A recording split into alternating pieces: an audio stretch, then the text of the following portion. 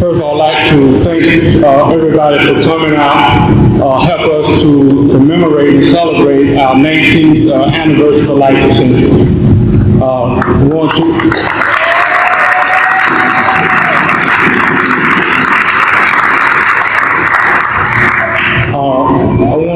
bring on a couple of people before the program starts, and excuse me, I'm always nervous still, I don't know why, after 19 years, I should get used to it. But anyway, we're here at Cascade Elementary School. I have a son who attends here, and the gracious principal was so very helpful in allowing us to come to the school. We did everything to the system that we get here. So I'd like to first bring on the principal, Dr. Al Jesse, to say a few words of welcome from Cascade Elementary.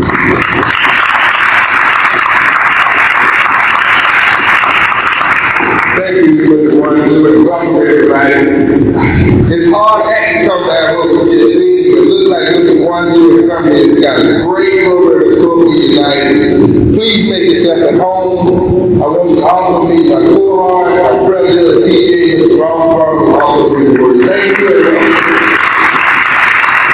Yeah, this thing, if you can make this stay comfortable, please just let us know. All right. Thank you very much. Welcome this evening again to Cascade PTSA. I'm president for 1997-1998, and it's wonderful to see you here this evening. For Life Essentials, like Mr. and Mrs. Watson, who are Cascade Elementary PTSA members also, and we'd like to extend a warm welcome to you to be a part of our Cascade Elementary. It's got a little rain out there. I hope it's not going to service very good. But we'd love to have you a part of our Cascade Elementary also. And if you would, probably at the end of this program or something, you can step over to the table and sign up. I'm always doing our responsibility. And we'd love to have you a part of us because our children come first. As you see, these beautiful children up here performing and all. And that's some of the small things or some of the things that we'll be looking for in the future. Do more things with our children and with our community. So if you would, again, give a warm welcome to our wonderful, illustrious speaker, Gregory.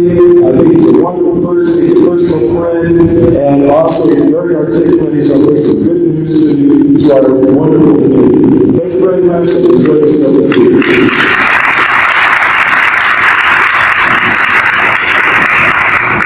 Okay. What we want to do, this is the first for us. We have had programs in different places, and generally have our anniversary outside. As I was saying, Dr. Jesse was very gracious in extending this school to us, and I've been asked to chair the cultural committee for the PTA here. And I hope this will be the beginning of a series of events that we can have in this school, that we can begin to form more of a partnership with schools, especially this school in this community, which we're a part of, and bring more activities here, the community to the school and the school to the community. So I certainly hope that you will be a part of that effort. I'm going to bring on a couple of very good friends and close, I guess, comrades or whatever you want to call them, who are in a similar kind of business that Life Essentials in, the business of health and healing and so forth. It's not just a business, it's an avocation. Because I've known both of these persons for a number of years. Dr. Tate, we've been working together for about 14, 15 years now. Very consistent. I want him to come forward and talk about his work. And then Mac from Mac Fitness Center, I think he's about to celebrate the 25th? 25th, so 50 years of business. 25th and 15th year business anniversary. So they're going to come up and share a few words with you about what they are about. So, Dr. Tate.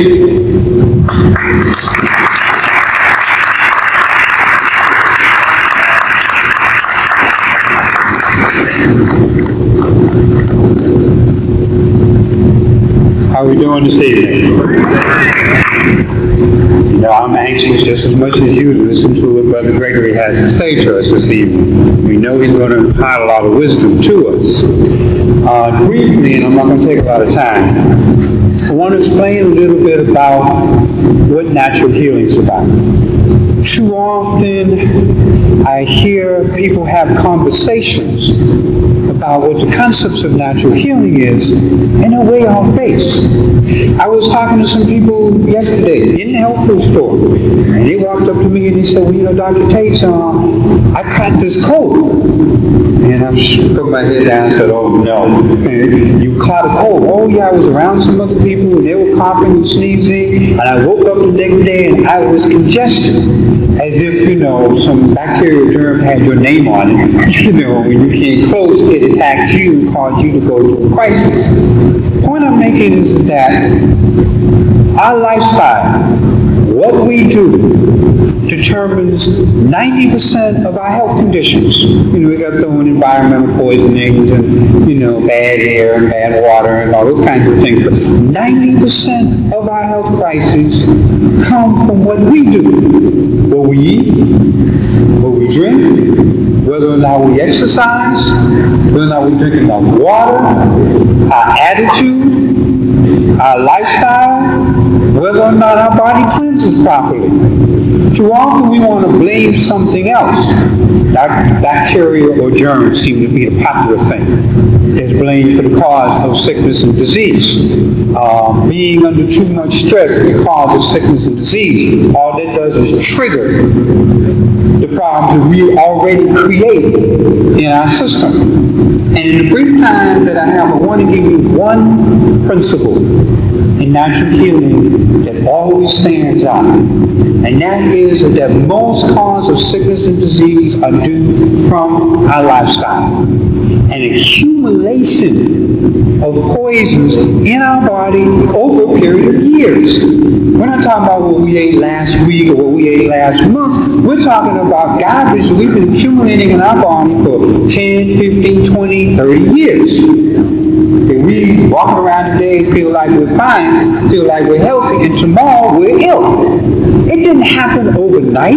It's a process that came about. A process that came about by the accumulation of poisons and the accelerated clogging and decay in our system. That's why you can look at some people, and at 40 they look young, and at 35 they look old. It's because of what we put into our system and how the body responds to it. It's like, how many of you are familiar with the colon, where the colon is? And this tends to be where we call our stomach.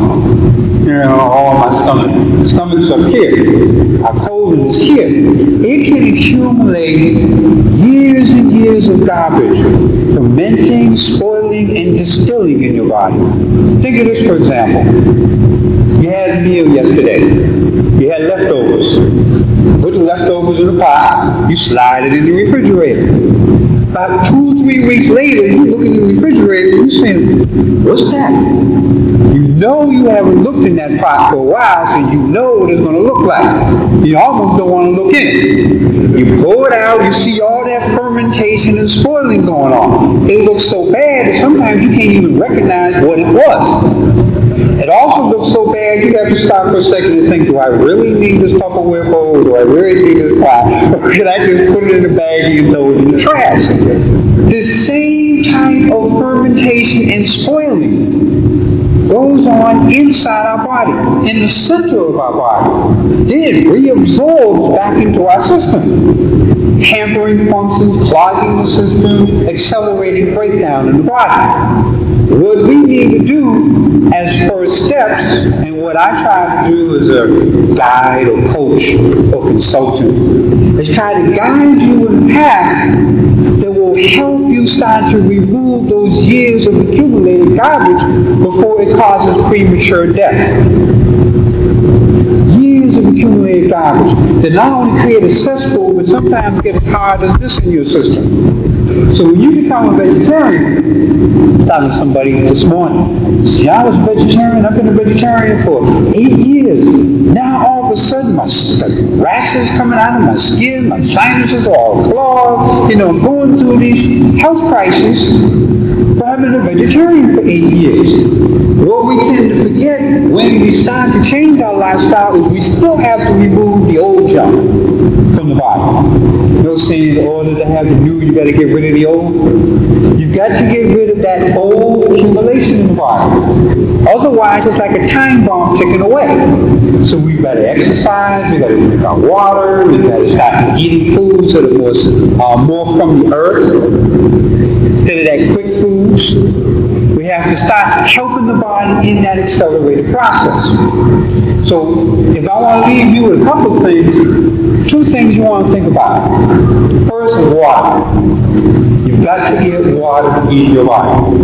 Not juice, not sodas, not teas. I don't care if you got a Juice Man Jr. or whatever you got. Talking about, I get my carrot and celery, beef, do a little garlic in it, that's fine. I've got my fluid. It doesn't count. The body responds to water differently than it responds to any other ingredient that you put in it. Your kidneys, your bladder, your liver, your muscles, your lungs, all that is not going to respond like it will respond with water.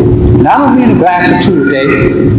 We're going to need to get at least 8 to 10 8-ounce glasses of water in our system a day, spread out through the course of the day.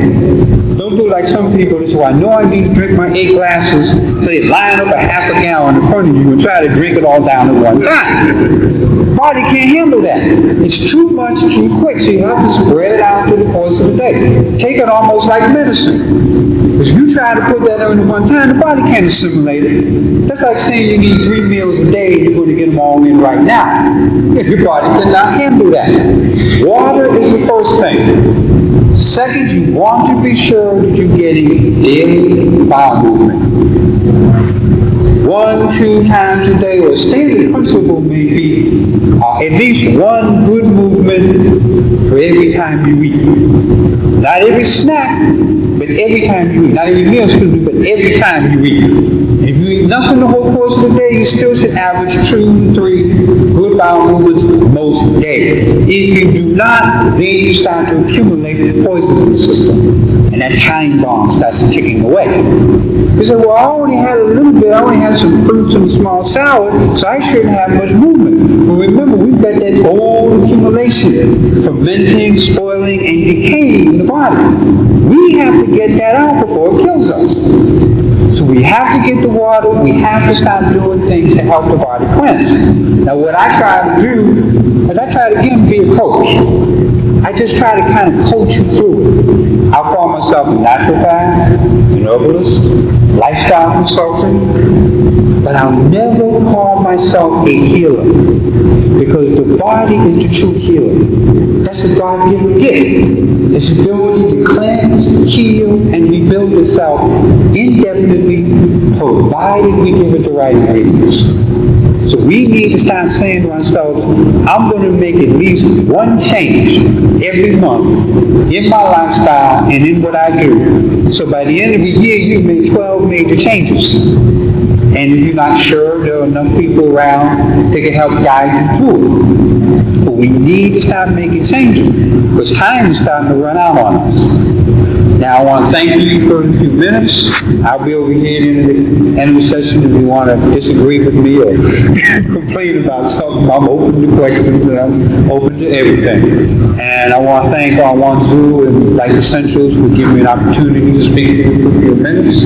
And I want to say God bless. Thank you.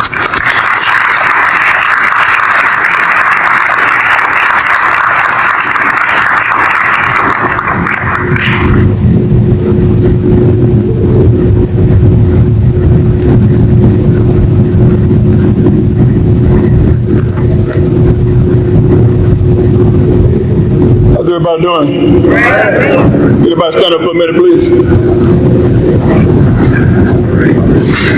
Yeah, there you go. Now give me a little shoulder roll here. Yeah, yes. Those legs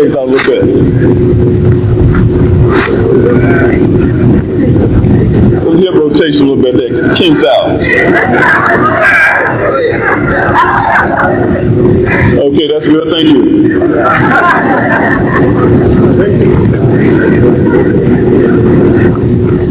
Ladies and gentlemen, the point that I want to emphasize, the body was designed to move. When you sit for too long, the body begins to shut down. So I want to encourage you to make some type of exercise a part of your lifestyle. And it doesn't matter what you do. Excuse me, just as long as it's on a regular basis. Most of us complain about not having time to exercise.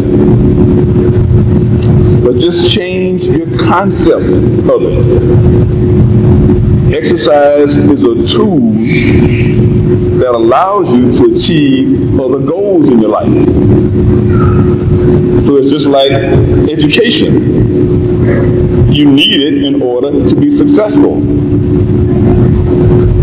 Now,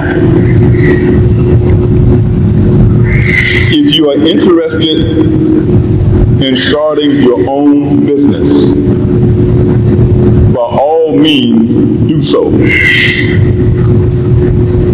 My survival has been based on the participation of the community, and it has been fantastic. Congratulations to Brother Wanzu and Life Essentials. Community, give yourselves a hand.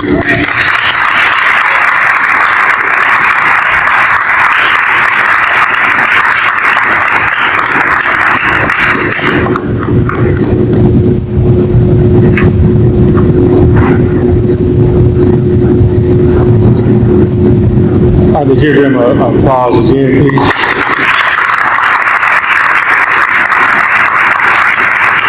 They both have information on the table over here, and there are some very exciting things going on in this community. Both of them are a part of that. There's also a new wellness center that has been started just down the street here. It's been initiated by the Hillside Truth Center, and Dr. Tate is working out of there, as well as a couple of other people I had hoped to see, so I at least point them out. But there's some wonderful things happening in this area. We're going to bring on Barefoot Ballet again and let them perform a while before we bring on our keynote speaker. We also have some vendors outside in the hallways and in the lobby coming in. So we give the opportunity to go and support them to they go to a lot to bring you what they have, their best. So we hope that you will, support them too.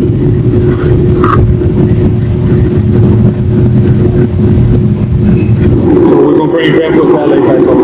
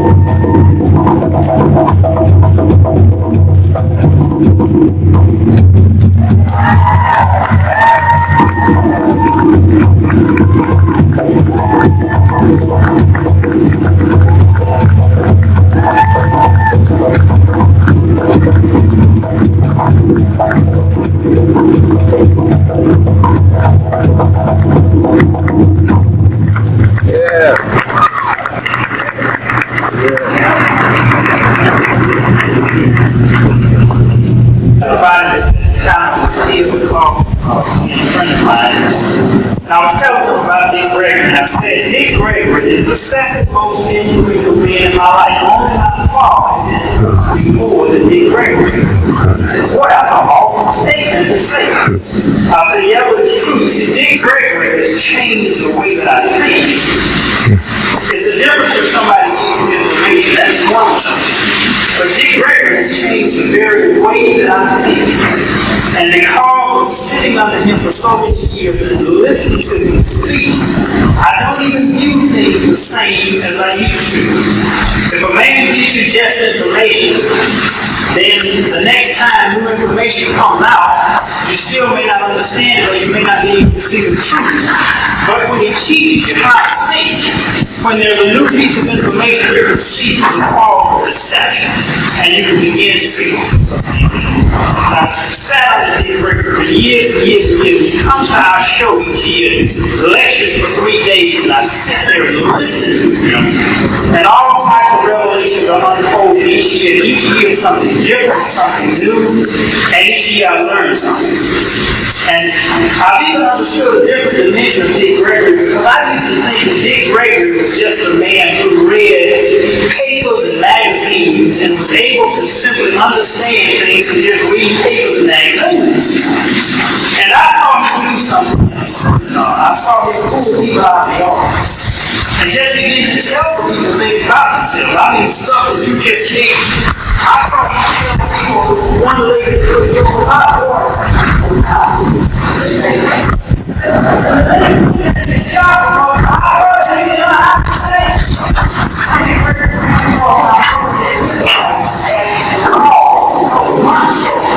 And he told me, like he said, the oil in your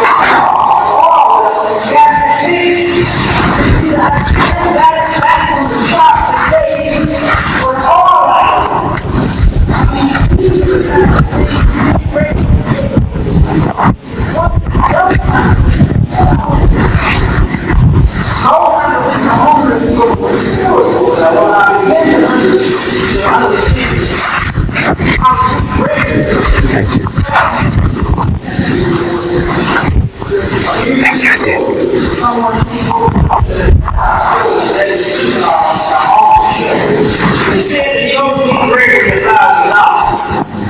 And then Dick asked him why. You see, on August 17th of this year, I was there when Dick made a statement. Mr. Gregory was talking about Princess Diana. He said, he gave the background and the reason why. He said, they're going to kill her. And he said, she'll be dead before this month's over. And I was sitting right there when he said, on August 17th, and less than 2 weeks later, his prediction and his revelation came. See, everybody was in his class when the news flashed about Princess Diana, they didn't understand. So as Dick Gregory brings to you revelation and understanding, some of these guys on the newspapers last week. The real unfoldment of the knowledge comes from a higher level. So I just admonish you to listen to this man. And don't just listen to him, but understand what he says. And let that understanding make a change in your life. You see, even knowledge, if it is bestowed upon you and you don't do anything with it, it's like casting pearls before swine. Right. Still does you no good. So you have to listen to what this man says and allow the knowledge to make a change within your life and within your work. And I'm just thankful that I've really been blessed to have the opportunity to sit under Dick Gregory and listen to his wisdom and to his revelation and to allow it to come into my world and make a change within me. I really regret that I'm not going to be able to stay tonight. I told Mr. Gregory I had another appointment that I was due at 7 on the program, and I feel like it's that time for me to go the minute he comes on. But I'm making sure that I'm going to get a copy of the tape. That's one thing about Dick Gregory. I can sit and listen to this man 5 and 6 hours straight, and I never get bored, because he's just that full of information that you've never heard before, and information that will change your world. So ladies and gentlemen, without any further ado, Mr. Dick Gregory. That table around for me. This table got to be around. Thank you, brother. Fine. Thank you. Thank you. Thank you. Thank you. Thank you. Yeah, that's good. That's fine. All right. All right. Hello. Let me first say that I thank and praise God that we have all made it here safely today. And this might come up anymore. Which one? I got the wrong one. I'm sorry. We thank and praise God that we have all made it here safely today. And I pray to God that your return and my return will be equally safe. How you know, man, when I told your brother's wife that her car was leaking, I didn't read that in the paper. White folk know everything. At least they think they do anyway. I really had a wonderful time since I've been here. I've been over at the health food store all day. Wanzhou has a wonderful place over there. And to you and the family, we say congratulations on 19 years. Isn't that incredible? 19 years. 19 years. See, I went over there and when I go to the health food store, I just treat myself. This is calcium. And y'all ever buy stuff and read the directions? See, I don't read. See, I used to drink a fifth of scotch and whiskey. I ain't never read no directions. on no whiskey bottle. So before the night's over, I'll probably drink this whole bottle of calcium. It's amazing how they play games with people's head, ain't it?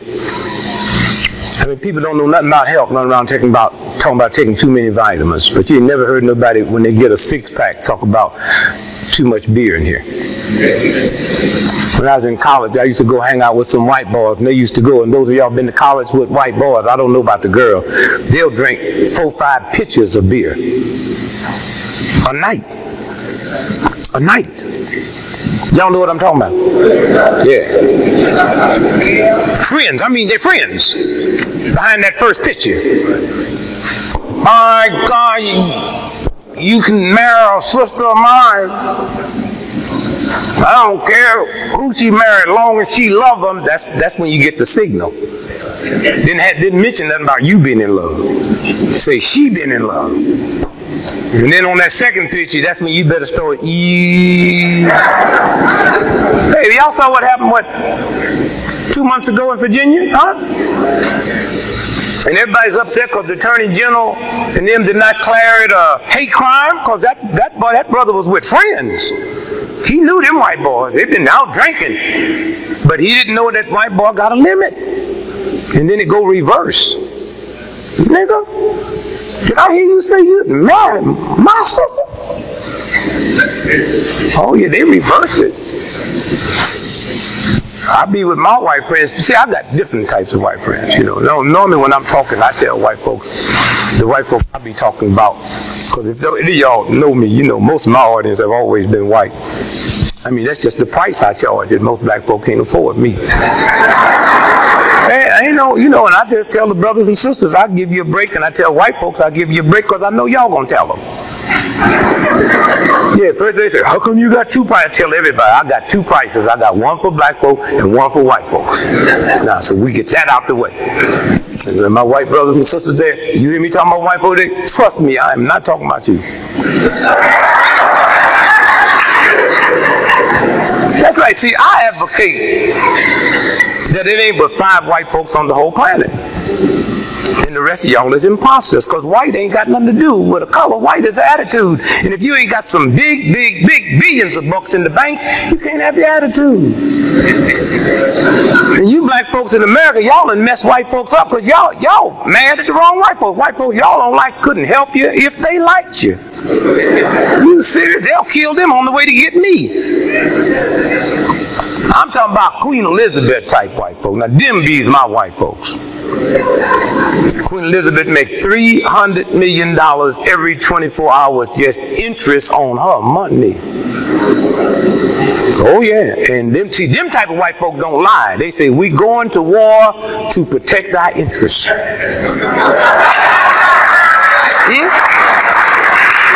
As in interest. Black folk run around talking about, I'm going because the flag, I'm going because I love America. Please, I'll only fight for Allah. What God needs you to fight for them? So I like Queen Elizabeth type white folks. You know, we just going to protect our stuff. So let's get it on. Now, them bees my type of white folk. Now, what was it, 2 nights ago, I'm speaking to 25,000. I'm saying 6,000 white folk paid me $25,000. And I like speaking to all white folk. That's why I just thrilled to see so many black folks. Normally I don't see that many of y'all when I be talking. But I like speaking to them white folks. Them white folks pay me. First they know I spend about $400, $500 a week just on magazines and newspapers. So they want what I got in my head. And I don't cut them no slack. They pay me good because they think I'm an authority on y'all. They think if they mess with me, y'all would get them.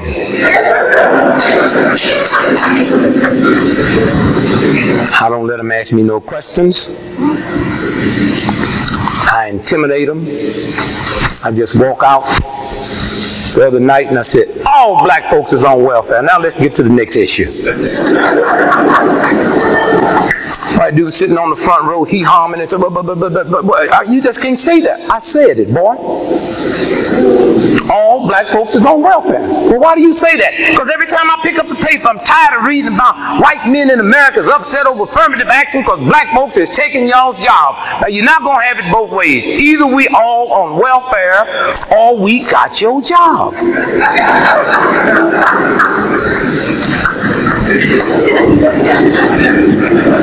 I mean, think about the games they play. And it works. They can shame most of you black folks out of welfare.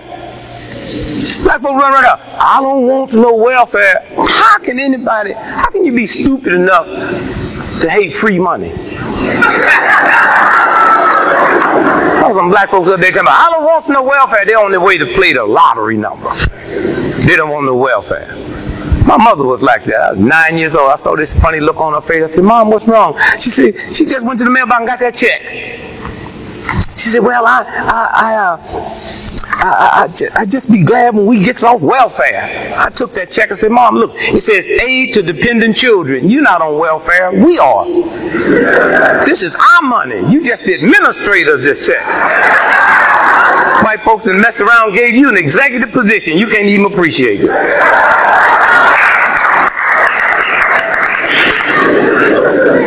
But if y'all meet any black folks that say they're ashamed of welfare, tell them I said move to Canada and tell them to mail the check over there and call it foreign aid. That don't seem to bother none of y'all. The games. I was born and raised on welfare. I've been on both types of welfare. I'm president of my corporation. I made millions of dollars. I ride first class everywhere I go. And on first class last year on American Airlines, they gave away in that front cabin $250 million worth of whiskey for free, which means y'all paid for it. But then upset because the welfare mother asked for some apple juice for the baby. What kind of fool are we dealing with? I can leave here tonight and go all over the world and take a prostitute with me. And as long as I got enough sense to call that hoe my secretary, it's a tax write-off.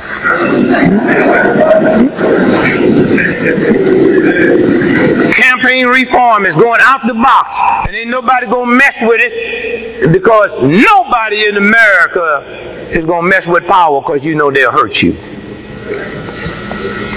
So we got to find poor, weak people we can pick on. So welfare mothers is a good. What they will never tell you is 80% of every mother that's ever been on welfare in the history of America has never produced a child on welfare. They just keep showing you that 20%. It's a game they play. And how you black folk can look at NBC, CBS, ABC, and the Atlanta Constitution and get your opinion about yourself mean that you might not be as close to God as you think you are.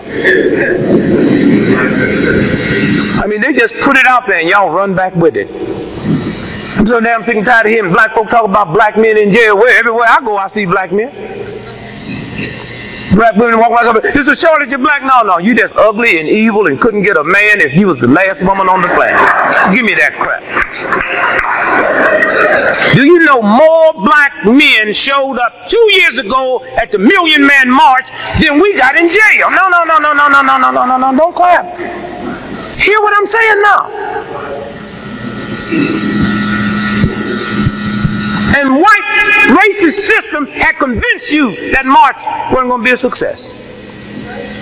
And what they haven't told you, nobody's ever dared have a march on a Monday. Promise keeper on a weekend when everybody had from Friday to get there and Sunday to get back to their job. Let me tell you about them black brothers and you sisters. The boy called the march in October.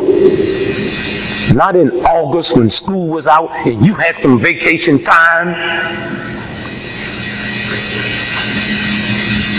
And almost 2 million black men showed up.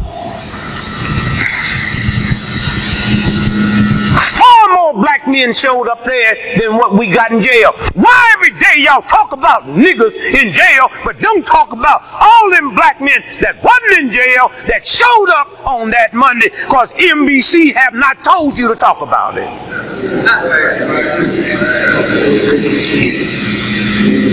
I was at the March on Washington. It was something else. 1963, the white folks made it real easy for us. I lived in Chicago. They had trains taking you from Chicago to Washington, D.C. and back for $30.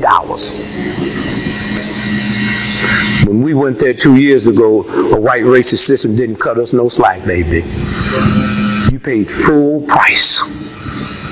You paid full price for the hotel. The two most expensive hotels in America is the Ritz-Carlton and the Four Seasons in Washington, D.C. Brothers had booked them 6 months before the march. 3 weeks before the march, you couldn't get no space to fly on your private jet to Butler Aviation, because all them black brothers and sisters that had left the country, they flew back in their private jets. Not one white newspaper talked about the march, so we can't say they helped us. The only time they start cutting loose talking about it when they hit them computers and saw all the hotel reservations was full. That when they saw you couldn't rent a bus nowhere in America. When they saw that all the airlines, all the trains was full. When they got through at Union Station, a sister down there told me they didn't have no food for 2 days. We don't talk about that. A white racist country where black folks and white folks lie to one another. And we don't take no time out every day talking about racism. President of the United States went all the way to Arkansas. 25th anniversary of the Arkansas 9. Not once did he mention racism. And the only time you see white papers mention racism when they're talking about Minister Farrakhan or Jesse Jackson. New York Times have never used the term racism for a white person. Are y'all crazy? I mean, somewhere, do you have any shame? Can you walk around being as sick as you are and as unhealthy as you are and praying and going to church all the time? What God you think you in tune to? You go to church, you kneel down on your knees with sugar diabetes and high blood, and you come out. God can get rid of anything. Anything. So we know it's a God, so there must be something wrong with your prayers. Try shutting up. Yeah, try stop saying them old hustling prayers. Just fall on your knees and go, well, God, you know.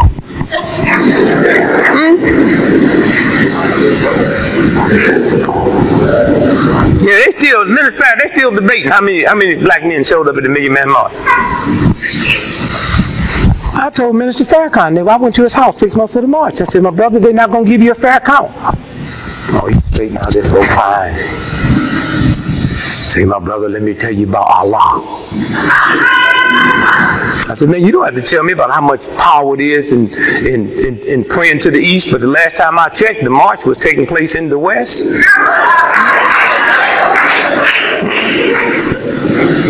He said, what do you suggest we do? I said, we need to go there and have a rumble. He said, you mean fight? Yeah, that's what rumble used to mean when you was a Christian. They didn't listen to me. They still arguing now. How many black folks showed up? Had we gone there and had a rumble, I can just see the headlines now. 30 million of them showed up.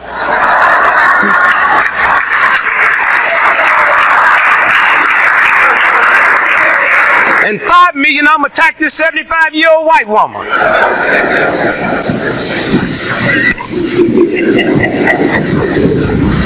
And I ain't gonna lie, if I took over the country,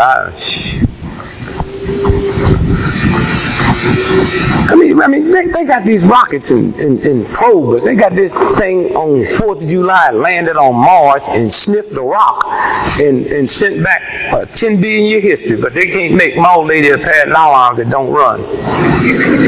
But they can't find them bums that white boy lost when he crashed into the mountain. Y'all need to bring that sniffer home since it's supposed to be so good. I'm supposed to believe what y'all telling me? The way y'all lie to me about stuff right here I'm looking at? Please. I'm still trying to get the O.J. Simpson trial out of my head. I was looking at Marv Albertson trial. The more I was looking at Marv Albertson, I was thinking about O.J. I mixed them up. I got O.J. on my conscience. I kept looking at the Marv Albertson and I kept saying, if the panties fit, you must not acquit.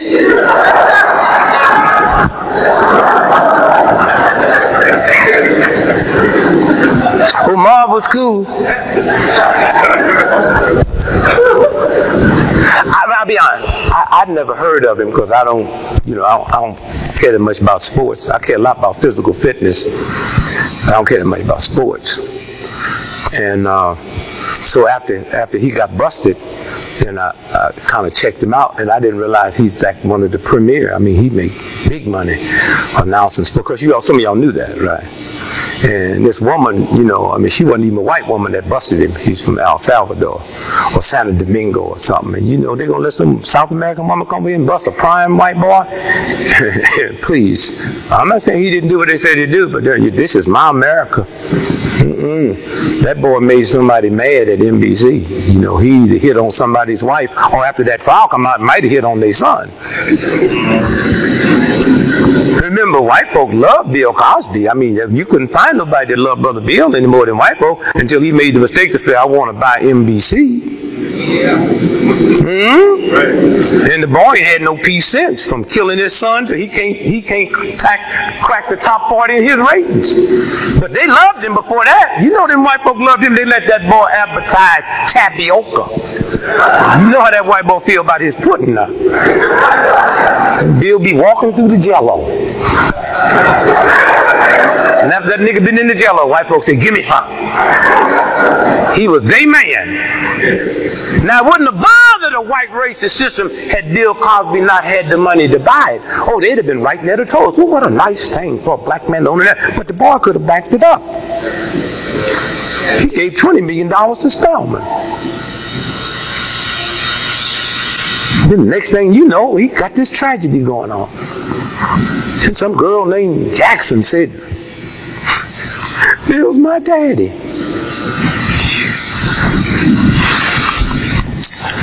Bill was such a nice gentleman. I was with Jesse Jackson not too long ago. I said, Jesse, next time you see Bill, you ought to just thank him and tell him what a wonderful gentleman he is. Because all this tragedy, first he loses his boy, and then this woman named Jackson say he her daddy. And I'll be honest with you, Jesse, if a woman named Jackson say I'm her daddy, I'm blaming that girl on you.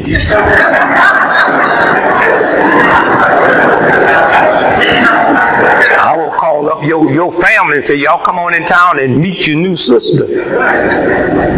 Somewhere, when you think about, the games that they play, the games 24 hours a day that go down.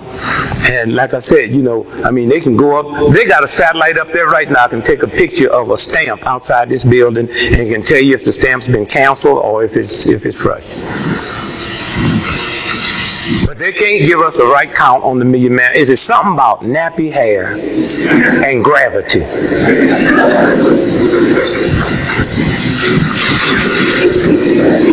And Muslims are funny. I mean, black folks is funny. We got some black folks in our neighborhood. They call themselves black Muslims. We call them black Muslims. And Honorable Elijah Muhammad, if this was a white man, we see pictures, streets be named. Because what did he do? He put a thing out here that none of them need. No drugs, no whiskey, no wine, no alcohol, no nicotine, no caffeine. And we act like they don't exist. We still run around trying to find a cure to our loved ones. They got it. And you know something different about them? Niggas ain't got no bumps on their face. They just as smooth as a brand new baby's booty. No bumps. They just as manable and polite. They be here in Atlanta, 140 degrees in the summertime with a winter suit on and a tie and a bow tie, and they don't sweat.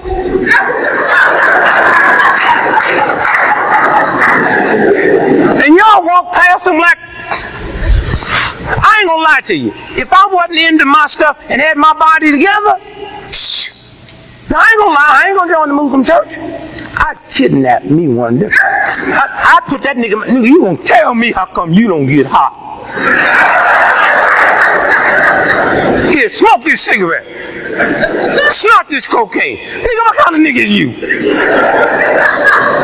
Y'all act like they don't even exist. Y'all act like y'all can't learn nothing from them. But if them was white folk doing that, you'd be paying them $10,000, $15,000 come to your church and talk to the community. Right. Black folk got to stop being all emotional too. They're too emotional. That's why I tell all my white friends, I say, you know, keep your money in black banks. They said, well, you know, you super black. That's what the black bank is. No, I ain't got nothing to do with that. I like these white dudes. And I tell them to keep their money in the black bank. Not that the black bank going to survive after the white bank closed, but black folks so emotional, you can walk in the black bank and know a month ahead of time something wrong.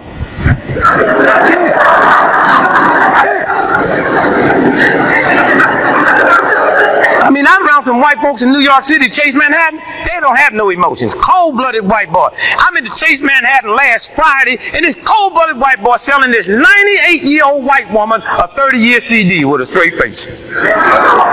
And explaining to her what the penalty going to be if she try to cash it in early. Now, you know that could never happen in a black bank. You see a 98-year-old black woman coming in trying to buy a 30-year CD. I can see that sister now. Put her hand, girl, you better take this money, go out and try to have yourself a good time. You ain't got but about 2 more days to live.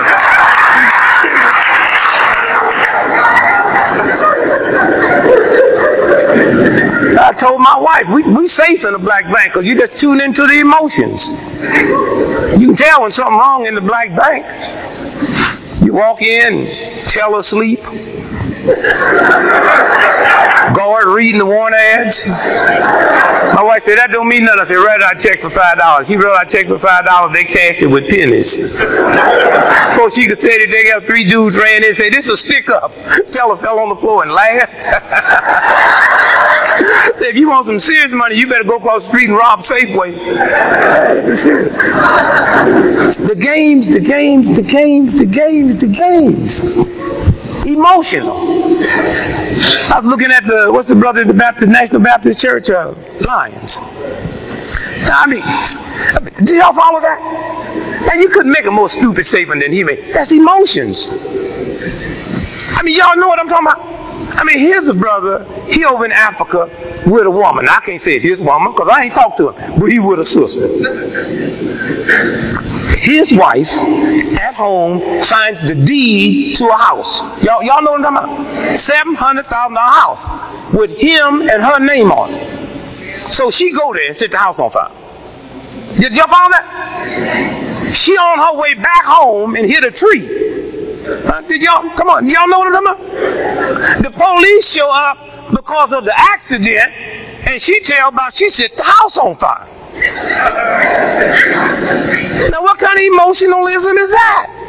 They didn't know nothing about no house on fire. She hit a damn tree. Police show up.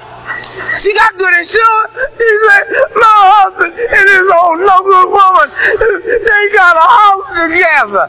Police probably going crazy. He said, well, come on, they trying to get to the hospital. They think she's delirious. And I just went and set the house on fire. And then y'all read the story with all emotions? Because I got some serious questions there. Don't doubt that it happened.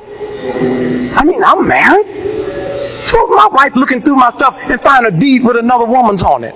Name on. That don't give her the keys to the house. They left a lot out the store for me just to, how she get in the house? And look here.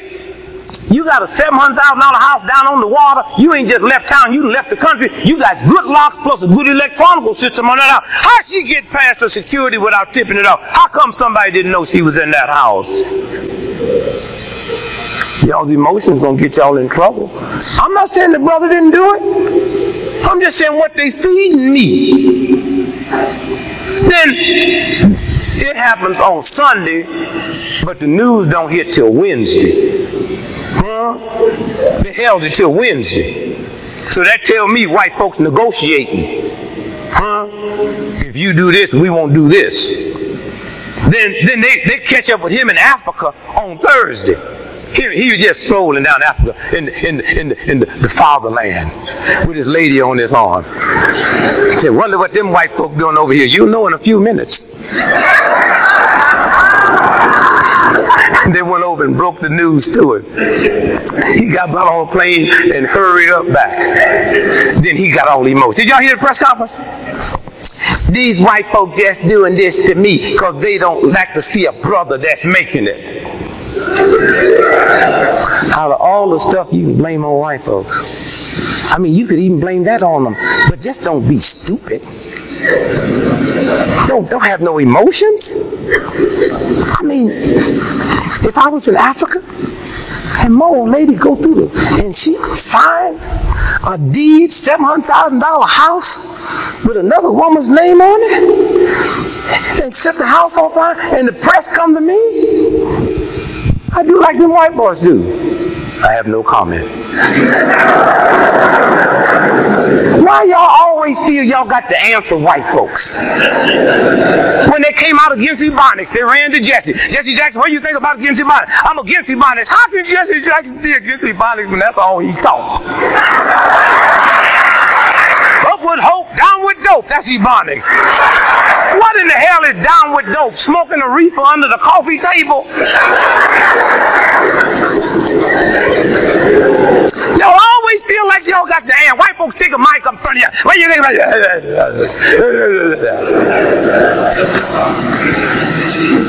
The boy wouldn't have had no emotions. They'd have ran to him and told him, you just be strong, be cool. Said, I have no comment. But when you want to answer us, I'll have a press conference when I get back. Keep your lady on your arm.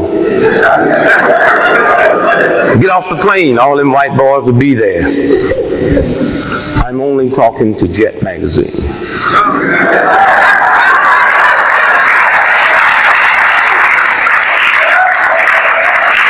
I know they understand. Because the brothers and the sisters wanted to see what that $700,000 house looked like. And you know Ebony gonna run that sprayer there. And I'd have held me a press conference on Friday just like he did. But it would have been with no emotions. I would have said, as a black minister, that 8 million black folks I serve. I must say that I made an awful mistake and misjudged some things last week.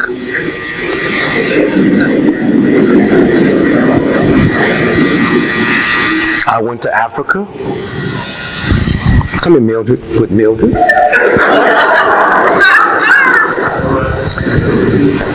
When I got there and unpacked, I realized I'd made this horrible mistake. I called down the street to the next hotel where Mildred was staying. I said, Mildred, just awful what had happened. I packed up my wife's medicine. She said, what medicine? Well, you know, she's had a nerve problem since high school.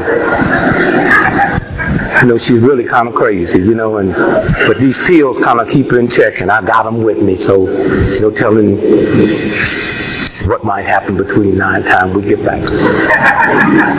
That ends that. No more press conference. She's crazy. Leave her alone. She got her pills now, and she all right. That's all. He talking about white folk don't like to see a brother making it. And everybody know, even white folk mess up when they ain't taking their pills. Look at Ted Turner. Everybody know Ted is manic depressive. Y'all know that? He went to New York the other day and didn't take his pills. That high hit him. He gave $1 billion to the UN. Didn't mean to.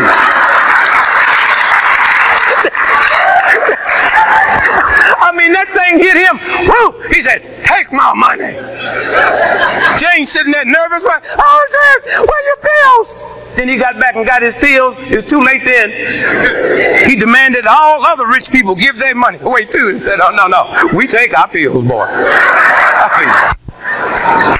Somewhere. And then another thing you black folk got to be careful with is where you get your information from. Money is not power. Education is not power. Information is power. If I give you bad information, you have bad power.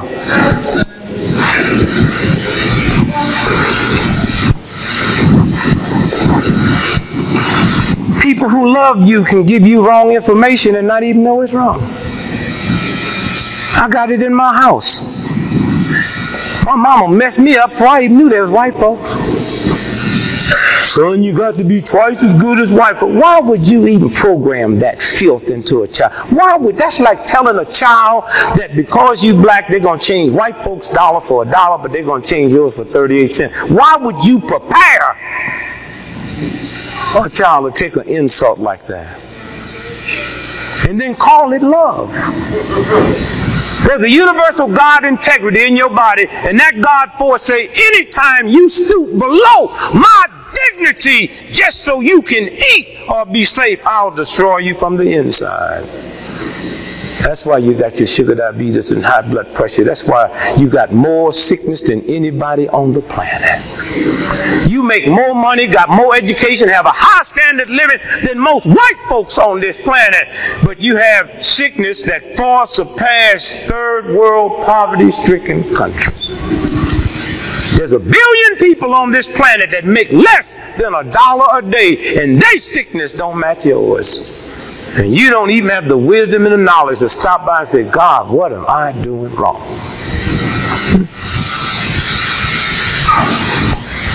My mother told me once, I was 9 years old, sitting in the room, you just hate for your mama to be wrong. I kept on trying to give her the benefit of the doubt. I even got to the Bible, said, honor your father, and I'll honor them if they're honorable. No, I don't mean that.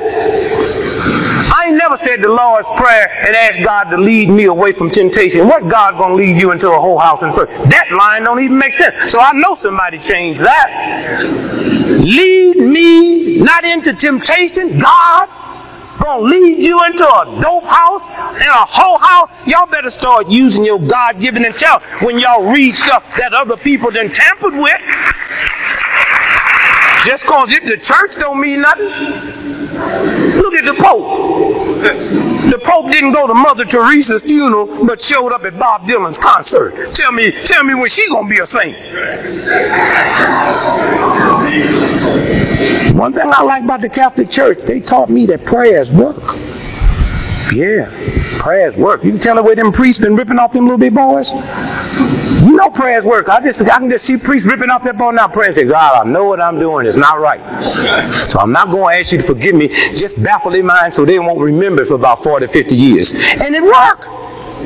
Can't be walking down the street, 90 years old, with his wife and start screaming, what's wrong? Father O'Malley ripped me off when in 1904.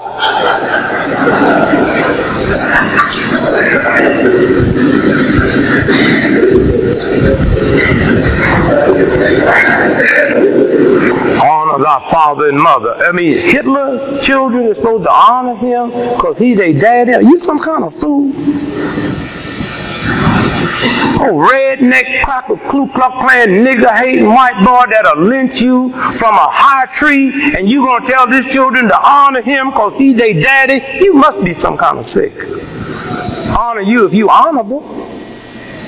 Honor is not something that you just hand out and just give to somebody because somebody put in some pages of a book. My mama sitting there when they talking all that old nonsense. Don't care what kind of job you got, boy.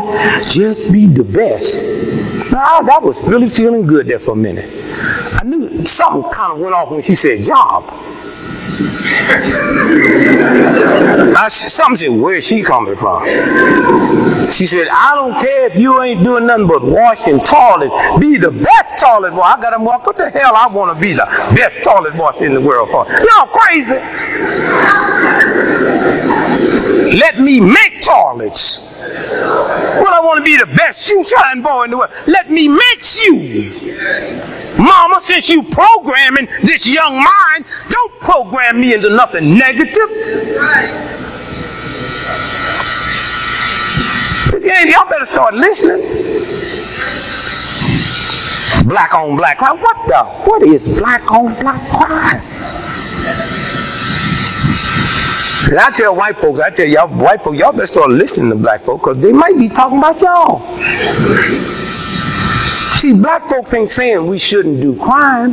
We saying we shouldn't do it to each other. So who be's left?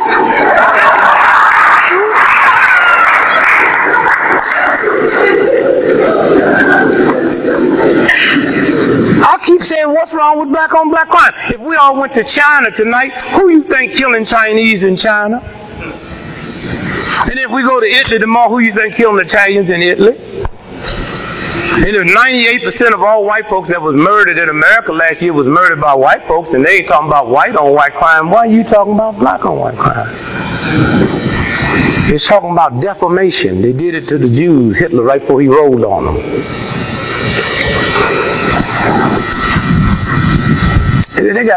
They scared you so much with crime. I mean, they got black folks scared that somebody's going to take something from them, and they ain't got nothing. Yeah. Fear. They do anything just to keep you scared. Fear. Fear and God do not occupy the same space. My dumb cousin called me not too long ago. Scared.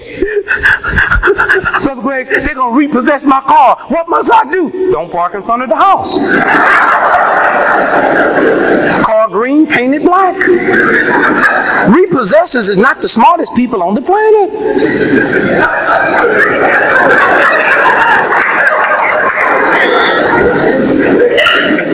Dumb stupid cousin in Kansas City, he got 27 locks on his door, on his house, and ain't got nothing in the house. I said, boy, if somebody broke in this house, they'd leave something.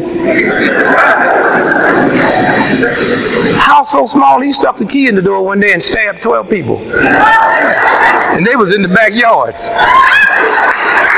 Got this old nasty, dirty, greasy car. If you were stupid enough to ride with him, you need a tetanus shot. He thinks somebody want to steal it. So about 2 months ago, he went out and bought one of them clubs. I called my sister the other night in Kansas City, and she said 2 nights ago somebody stole a club and left the car.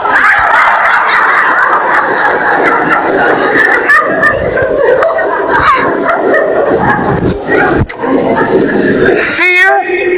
Scared of what? 98% of all homicides in America is caused by friends or relatives. Ask the little Ramsey girl.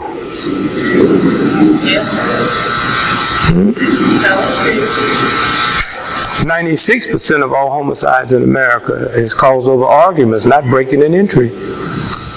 We don't need more locks on our door. We need locks on our attitude. I mean, they just show you, just run you to. I got so much OJ in my head. I'm telling you, I ain't lying. I watched it every day. Every day I watched it. At nights I played a rerun. Weekend I was a nervous wreck, waiting on it to come back again. And the last 2 weeks before that damn OJ first one was over, I was looking at it and something came over me. I thought I did it. I called my wife, say, baby, get them tight gloves. I'm going to turn myself in. Y'all couldn't see through that and think you know God? A black man accused of killing 2 white folks in America, and they let that nigga show up in court every day with a brand new tailor-made outfit on, and y'all didn't see that was Hollywood in a script and a whole game they was playing? If OJ killed her, I killed her. But how do I be married to Lillian for 39 years and she get murdered tonight and I just happen to cut my thumb? So what's that script about? I could handle it if he had something to do with it. He didn't know no more about what was going on that night than I did. He on TV on the Larry King show 3 weeks ago. I still love Nicole, and every night I go to sleep, she comes to me in my dream. I tried to call the boy, but his phone was disconnected. If I'd have got him, I told him next time she come to you, ask her who did it.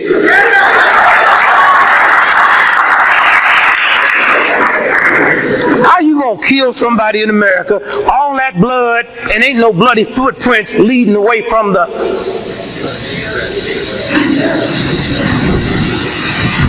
How many of y'all know they got helicopters, they can push the button, they go into what they call a whisper mode? How many of y'all know that? What does that mean? That means all of us, what's your name, brother? We could all be at your house tonight in your backyard at a picnic, and they could have 50 helicopters over us in a whisper move, and we wouldn't hear them. And they drop them ladders down and come down and murder all of us and go back up. We wouldn't hear nothing, but your dog would hear it. Now you see why the OJ dog was acting crazy, but didn't nobody else hear nothing but the dog. I'm like, y'all crazy. No footprints leading the way. And if I flew by your backyard and dropped the glove out, a helicopter, the wind would blow it, right? So I have to put it in a container, right? That's what that boy heard hitting that house. Boom, that was the container they had it in. How long? How long y'all just let them just manufacture stuff and manufacture stuff? You don't even have to be smart. They said, OJ did this, and y'all thought y'all had to have an opinion. All you had to say was, so what? So what? They run around asking black folks, how many black folks was at the Million Man March? How many black folks in there? Everybody's all these months. It was such and such. What's up in there? They come up to me. How many? I says, goo gobs and niggas, and kept going. They got them. They don't know what goo gobs mean. The guy had to call NBC, CNN. He said it was goo gobs. What does that mean? They hit the computer, goo gobs. Nothing came back. They had to come back and say, Mr. Gregory, when they call you Mr., you got them. Mr. Gregory? Yeah, boy. What do you mean by goo gobs?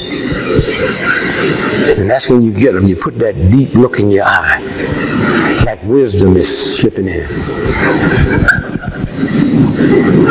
You know what I'm talking about? You sisters see it all the time. The brothers be trying to look spiritual. They nothing but nigger lust.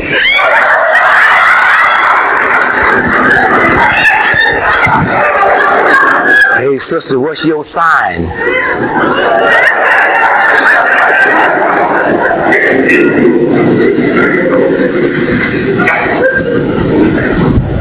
Y'all know what I'm talking about?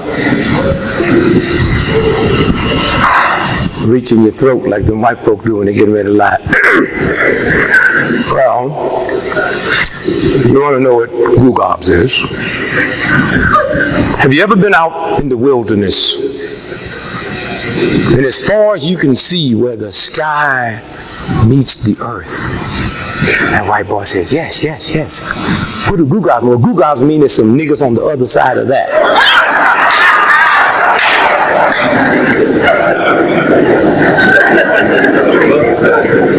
Fear?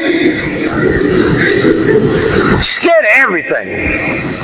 All fear works the same way.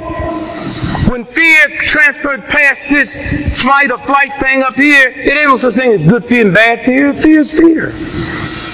And the body reacts to it. Tears up your immune system. Fear. I wonder if my lady gonna leave me.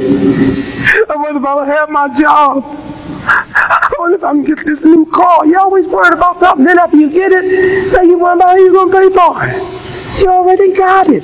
Let it go. You got it. You possess it. They trying to repossess it. You possess. What's possession? Don't worry about the read. I got it.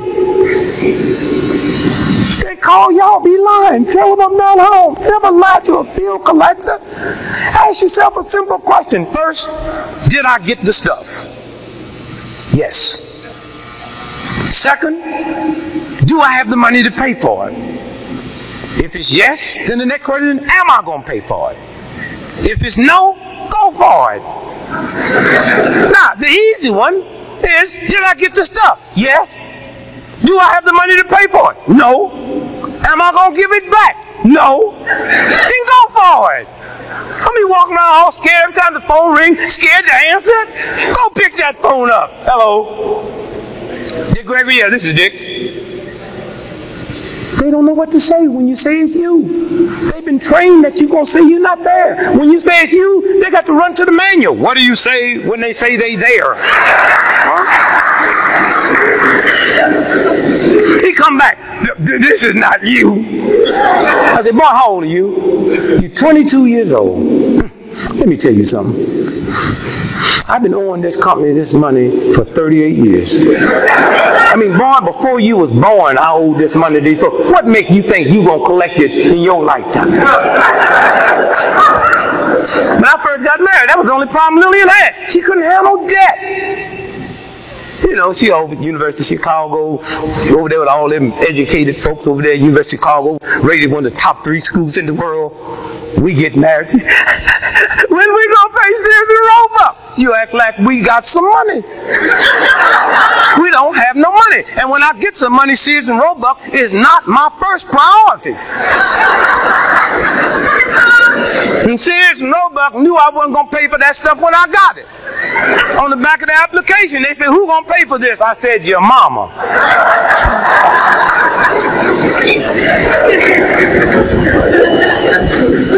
2 weeks later, I thought Lil had a nervous breakdown. I walked in the house, she hollered and screaming, they did it, they did it. I said, what's wrong, baby? Sears and Roebuck, final notice. I said, thank God we won't be hearing from them no more. Oh, final notice mean to me.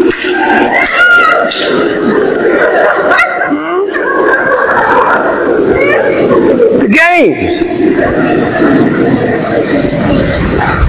Do you know bill collectors cannot call you after 8 o'clock at night? It's federal law.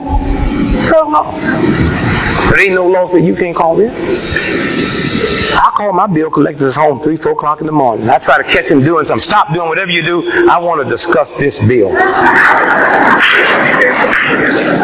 And you know when you call them bill collectors at home in the middle of the morning, you know when you went in, when you call their house and you hear them say, tell them I'm not home. Those are games they play.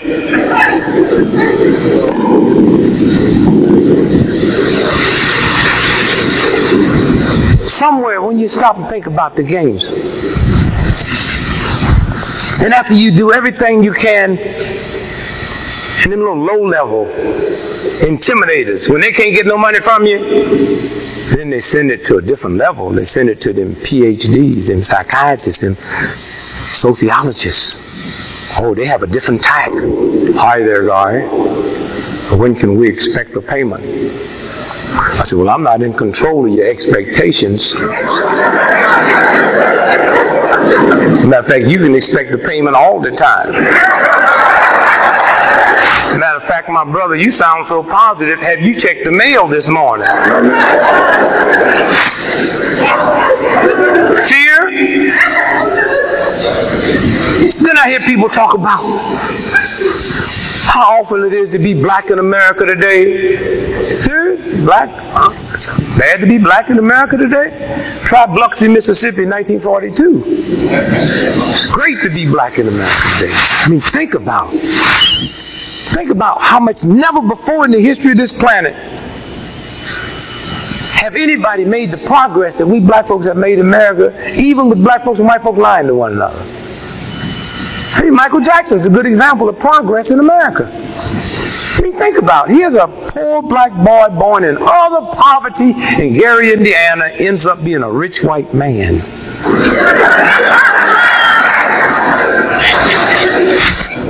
Only in America. And old Marv Alpha said, old Marv was getting away there for a minute. Oh, they was nasty the first day. The second day they was kind of, and the third day he just said, I plead guilty. Did y'all follow that? Did they tell you why he pleaded guilty? Huh? This was the New York Post. That's why you got to, I have to read all the papers. Friday, pleaded guilty. Thursday, Friday, September the 26th, 1997. Prosecutor wanted to call Albert's transvestite lover. That's a black man that he'd been living with for 15 years in New York. Oh, they was really going to get down in.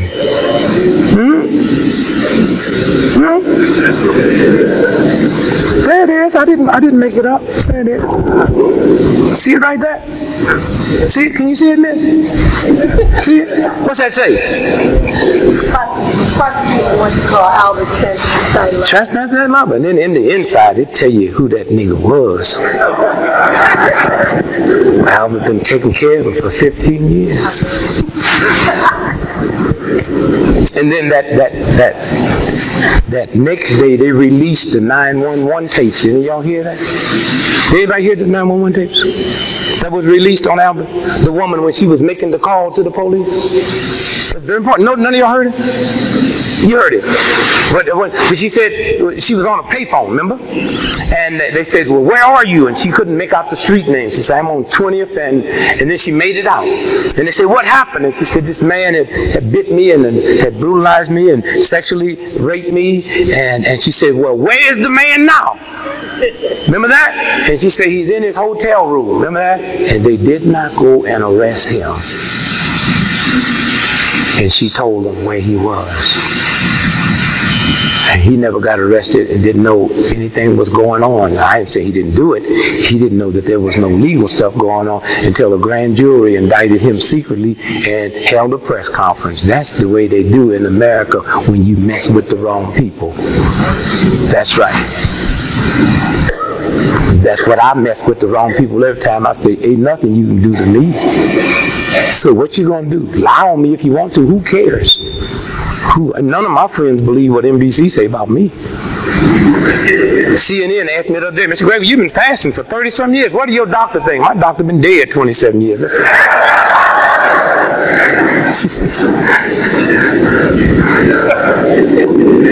So real rich white folks. Those I can have. I'm talking about serious white folks. Tiger Woods, he was funny, wasn't he? Tiger Woods said that he wasn't black. Said he has Asian, Thai, Caucasian. He called the roll. Then last month, did y'all see where he said he's been getting death threats? I wonder which one of them they want to kill.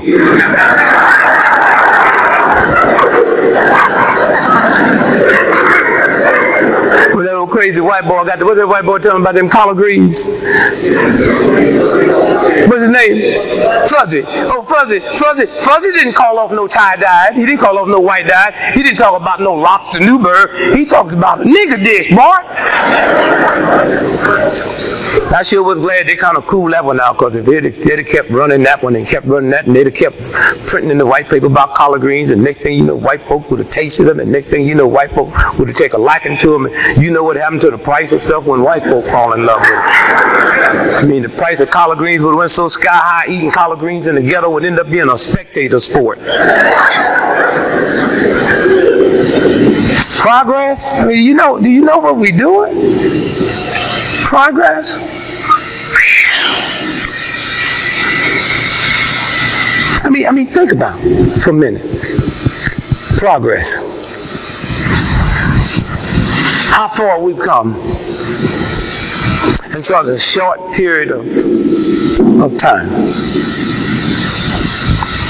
I was with some black militant brothers and sisters 3 weeks ago. Immigration is shut up! Y'all always can get around black folks and go crazy, but when you're around white folks, I can't hear from y'all. I be in all kind of meetings. I can't hear from y'all. At all. Where's that sister tonight that was telling me she was with me when we was at the radio station? She's still here. Sister came up to me, and we came in, we dogged these white folks. We jumped in there. Al Sharpton came in. We was out there. Them white folks came out there with the top money folks, and they said, we're not meeting with all of you people. Dick Gregory, we'll meet with you. You remember that? Immigration without using the word segregation. Don't put this burden on me. There wouldn't have been a need for the word integration had they not had you under a rigid segregation pattern. But you ain't going to mess with them. And I was out there. I was at the forefront of this battle. I ain't talking about what I got to read in some damn history book. I was out there. And I'll tell you why we ended up with integration. Go back and listen to Dr. King's speeches. Listen to what they twisted them now. Dr. King never said to white folks that it ain't about the color of your skin, but the contents of your character. He did not say that. And why y'all let white folks throw that back at you? Dr. King said, one day there will come a time when my little black children will not be judged by the color of their skin, but the content of their character. That's what he said. He did not say it's not about the color of your skin, but the content of your character. And that boy done twisted that thing all the way around.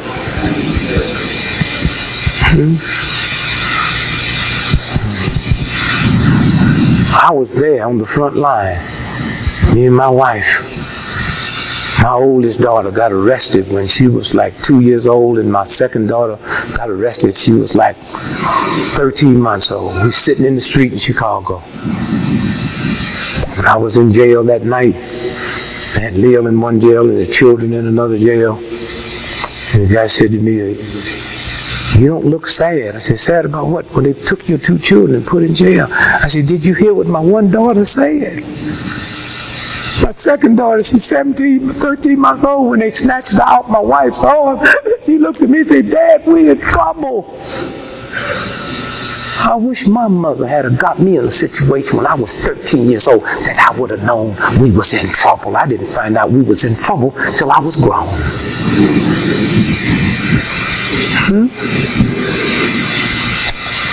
We backed this white racist system all the way up to the door, and baby, we was dealing.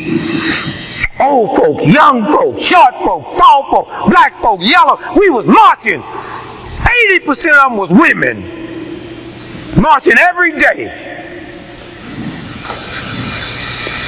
We went through his dogs and said, "Bring your tigers. When you get through your tigers, we'll be ready for your elephants. But you can't stop this one."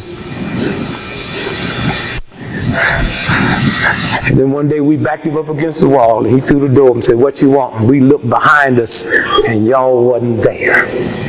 That's what happened. A handful of black folks out here fighting a filthy system that's killing you, and you wasn't there. And that's why we had to ask for nothing, because we had no troops. And now this same racist system that's choking you, you want to debate integration. Well, let me tell you something about integration. Do you know what effect integration has had on white folks? When Fuzzy Zelman made that little nasty remark, Kmart canceled a $17 million contract per year. Why? Do you know any black you ever seen in your life on their way to Kmart's to get some golfing equipment? I've been married to that black woman 39 years. I want a divorce. I don't have to ask. All I got to do is get her address from Kmart. And it's over. Kmart is white folks. We have impressed white folks so much. The decent white folks in this country who's in the majority. We have had such a profound respect on them that Kmart canceled that white boy's contract because they was worried how white folks was going to react to his statement, not you. They know how most of y'all going to react. Going to sit around high-fiving, balling your fists up. They ain't going to do nothing. You still be going in Kmart. Sit around bad-mouthing the Korean in your neighborhood. And after you get bad-mouthed, you're going to get a hot link to take home for your lady.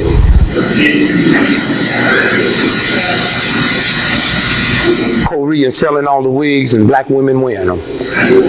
And we ain't got enough integrity to say to the man who make the wigs, you're going to sell wigs to Koreans cheaper than you sell them, then let Koreans wear them. Because we ain't going to wear them no more. We got to start forming coalitions. If Lockheed can hook up with Marietta and Boeing can hook up with McDonald, what y'all waiting for? Why y'all still out here think you can do it by yourself? Something wrong. We got to have churches hooking up. We got to have schools hooking up. We got to have different groups that never even thought about hooking up before hooking up because there's a new vibration out here now. How long? I mean, think about it. Think about what they're telling us.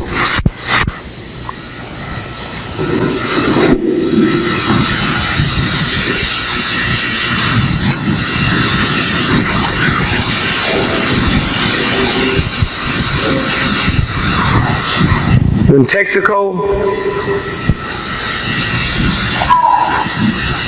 sitting in a meeting and the dude said, "Nigga," one time. And in 24 hours, they stock dropped $1.5 billion. Y'all know about that? How many black folks you know own Texaco stock? That was white folks they was worried about reacting. The white folks, we have had a profound effect on them. While y'all running around selling them wolf tickets, talking about integration and heritage. Look, we had black businesses. Y'all don't complain about integration of ball team have put black baseball out of business. Why you pick what you want to pick and choose what you want to choose?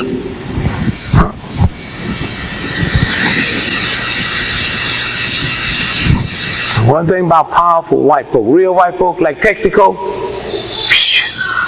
when do the word nigger not be nigger when Texaco get caught using it? Oh yeah, New York Times broke that story. I never will forget. I opened up my paper that morning, front page of the New York Times. Texaco at a meeting was caught using the word nigger. And then NBC, CBS, ABC ran with it, and Ted Koppel had this next day. Then 4 days later, after Ted Koppel had the chairman of Texaco on, then, well, how do you feel about, oh, we're very sorry. That's not the policy of our company. Well, what do you mean? Well, how do you feel about them saying nigger in the board meeting? And boy, the white folk can say nigger now. You think you can say nigger? White folk can say nigger. That white boy called me nigger, couldn't even talk. 3 days later, the chairman of Texaco had a press conference. He says, we've been maligned. We've had these tapes enhanced. And we found out that that was not the word nigger he said. He said St. Nicholas. Well, I was so happy to find out Santa Claus was a nigger, I didn't know what to do. I'm 65 years old. The word been nigger all my life. And then all at once, when it get to the point that the word nigger in America look like it's going to free a nigger, they changed it to the N-word. They didn't say nigger no more, they said the N-word. And then Mark Furman, I mean, I was hoping he didn't get no big time. I was hoping the judge gave him about 2 or 3 days in jail. I think that'd been enough time to spend in jail with the N people.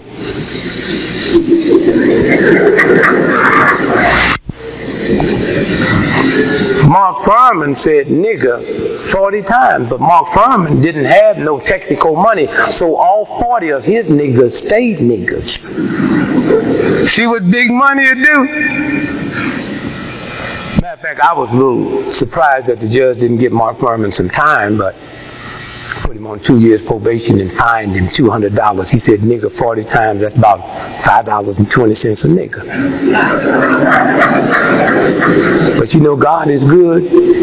Within 90 days after Mark Furman was just fined $200 for using the word nigger, Texaco got caught using the word nigger one time, and they stock dropped $1.5 billion overnight.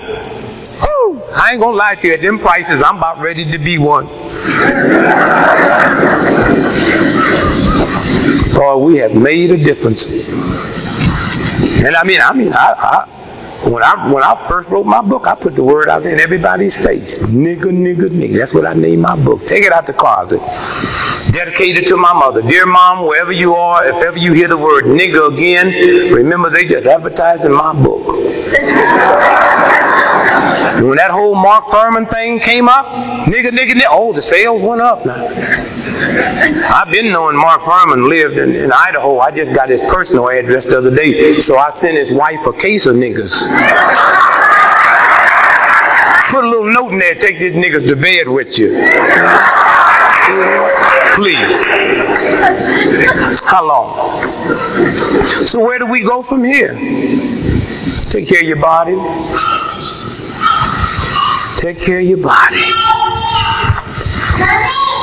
Well, I got in town today, picked up the Sunday papers, Sunday New York Times, front page. Sunday New York Times, October the 19th.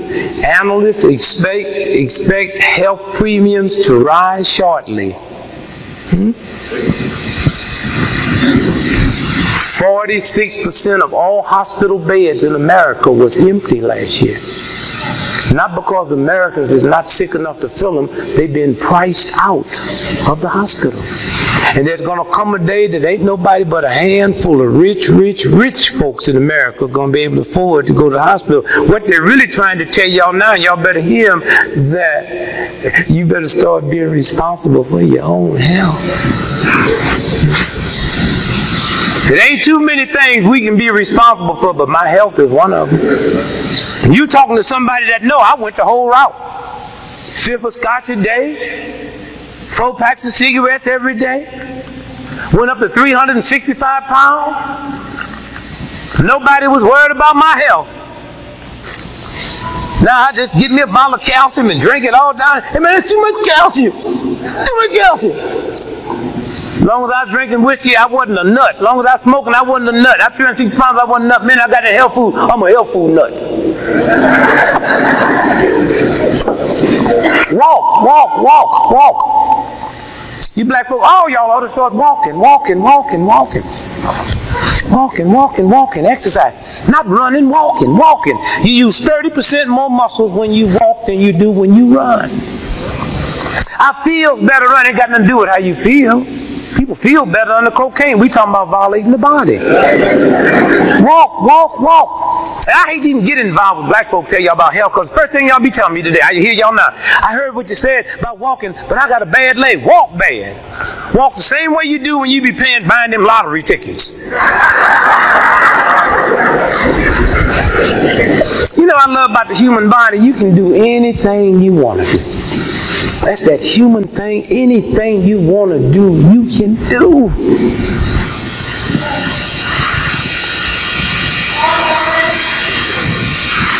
You ever go to the shopping mall, to the mall?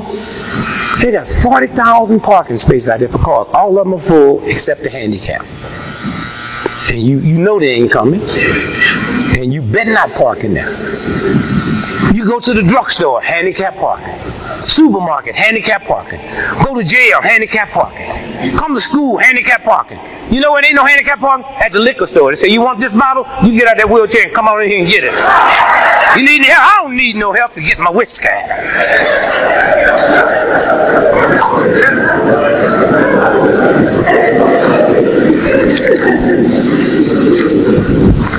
Today,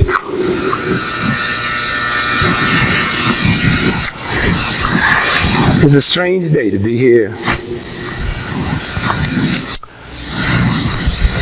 I went in Wanzu shop today. You talking about shop till you drop. Can you imagine? We here today celebrating the 19th anniversary of this health food store. In our neighborhood, he didn't make you come downtown. He don't run around with all kinds of bulletproof glass like he's scared of you.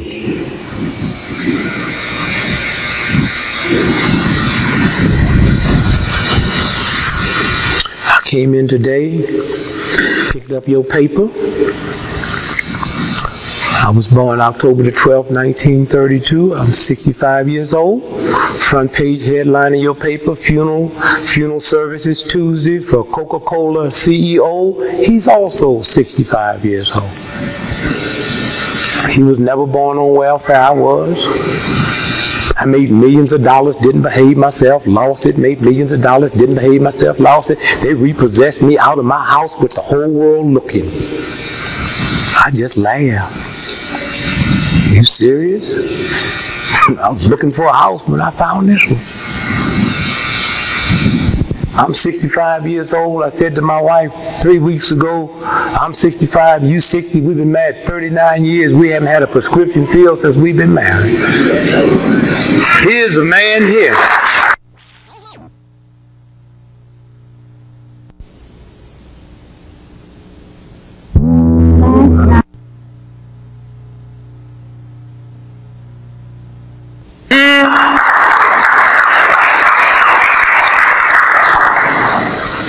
Know how to find it to the health food store here. And I did. 19 years. Hey, brother, you've been in business 1 year before he got to be CEO. So you've been here to serve him. He didn't even know how to get here. Smoked cigarettes all the way till he died. That's what I'm trying to tell you about. Real white folk. Real white folks that run and manipulate would never smoke a cigarette. Only a fool. All of that money, the boy damn near a billionaire. He dead now. Me and him in the same town tonight. The only difference is I'm alive talking to you. He dead waiting to be put under the ground on Tuesday. Huh? And everything that he needed to cure him, I saw it on the shelf today. Everything. Here at Emory Hospital. They're trying to figure out what's wrong.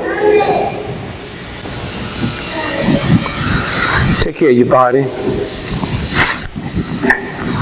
Get into physical fitness. Get into walking. His brother was so beautiful. He told you to drink water, water, water, water, water. Very important. Your body is water. You got 70 trillion cells in your body, and 98% of it is water. Poor little black boys in America today. Black teenage boys in America have a higher asthma death rate in America in 1 year than all the asthma deaths on this planet. And that don't bother you? Why are so many black boys dying from asthma? Because asthma basically comes from dehydration. Matter of fact, 90% of everything you die from starts off from dehydration. Asthma, you're so dehydrated, the brain sends a message down to squeeze the water out of the lungs. That's what an asthma attack is. And then you run and get a shot. Can you imagine somebody attacking you, you run to the doctor, give me a shot, this cat trying to mug me. You get an asthma attack, all you got to do is drink 6 quick glasses of water, and that message will be resended. Huh? Come on, y'all. Water. Water. Little black boys in America don't drink water. Why? Because you don't buy it for them. What do you give them? Lemonade, Kool-Aid, Gatorade, soda pop. The soda pop man just died. Huh? Just died. And once you die, don't nothing stop.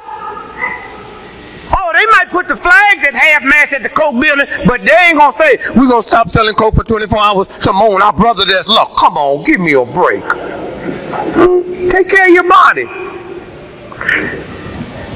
I was in Chicago 4th of July. I was out the south side. The brothers and sisters out there having a picnic. One little young brother that drank that old bad cheap wine, he laying out there knocked out, mouth all open, sleep flies going in and out of his mouth, cocaine dust on his nose, reefer in his beard. I woke him up and gave him an apple. He said, "Is it organic?"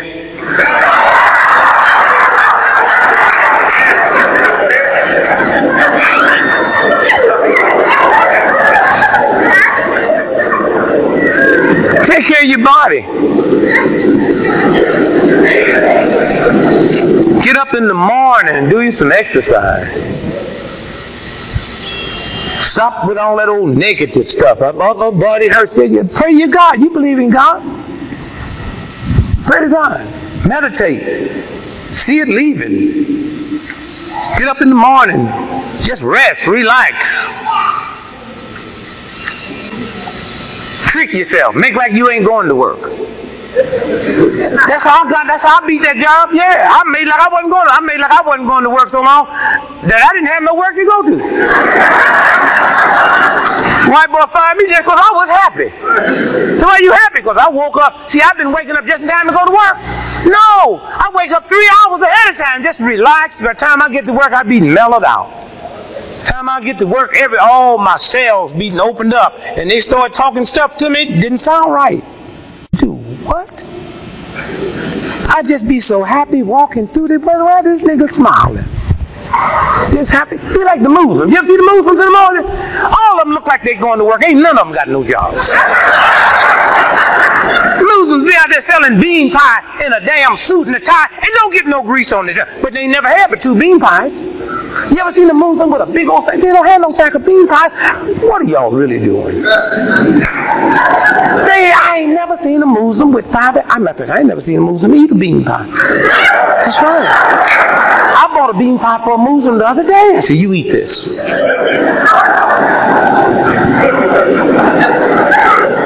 They be out there selling them newspapers. Sometimes them papers be 4 years old. Yeah. But a lot of black folks scared of movies, so y'all buy them anyway. And that go, I would just come out. I just want me a 4-year-old final call. Thank you very much.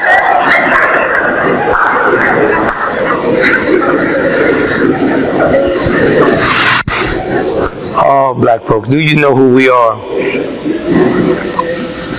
Money is not power. Education is not power. Information is power. When you go by the brother's store, go over to the corner and get the literature. Get those books. Get them herb books. Learn the vitamins. Learn what the various herbs do for the body. That's what it's going to come down to in a few minutes. When did I go out and take care of that athlete in L.A.? Remember? 3 months ago? 3 months ago. Charged him $10,000 per hour. He just blew a $30 million contract. Crack cocaine.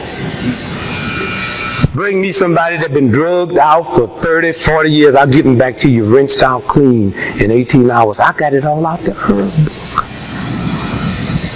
I didn't know nothing about it. I just went in and bought me some books and started reading it. And because I read it and you don't read, that's why I charge white boys so much. I read 400 hours of the newspaper. They think I'm the brilliant and most bright thing in the world. You don't have to be no prophet to know that Princess Di was going to be murdered and that boy. You don't need no prophet to know that. All you had to do is just know some history. That they kept saying he was an Arab. He wasn't an Arab. He was an Egyptian. The queen gonna let the next heir to the throne after her son has some half brother or sister, nigga? You don't have to be smart to know that. I'm wondering why y'all are shocked. Huh?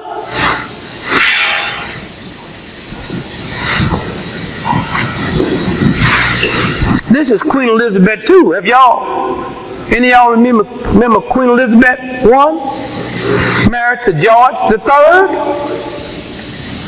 The ghetto niggas say George Trey.